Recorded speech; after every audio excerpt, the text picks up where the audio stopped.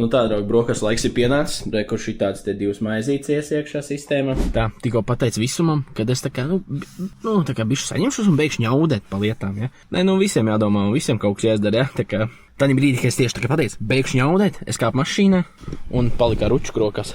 Ne, smukšu tā te ņēmu un jāšu. Bet tā varbūt ir zīme, ka es ir baigi jaudīgs. Es to ņemšu tā šobrīd.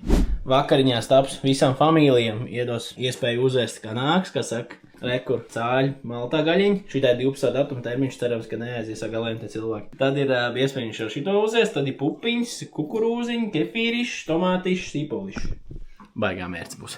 Diezgan dzīvnieciskā metodē, viņš iemet abas gaļas te, tu viņus sametīs bišķi garšvieliņu, ļoti maz ceļas daudz, viņš tāds kniksīts. Viņš kā primāts, kā plēsoņi ir pelnījis uzēst gaļu. Man liekas, ka rezultāts galīgi stilīgs. Kad pusstundiņš ir jau viss sazīmē.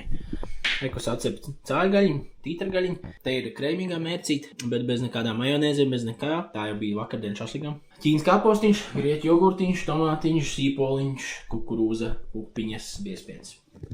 Un tagad vienkārši miksē, kā tu vēlies, draudziņi. Man bļodņi izstāst šitā. Neizstāst tik influencīgi kā tiem influenceriem. Tā, ap 1000 kalorijām. Tā vispār varētu arī būt. Jā, bet ļoti ok.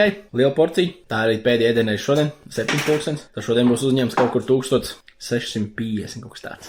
Viss, ko es varu pateikt, ir, ka šodien ir bijusi ļoti produktīva diena. Gan darbu, gan ēšanas, gan domu ziņā. Un kā vēl labāk, tā kā neatminēties vecos labos laikus un atsākt viņus, kā ar uzskriešanu pa trepēm. Desoja.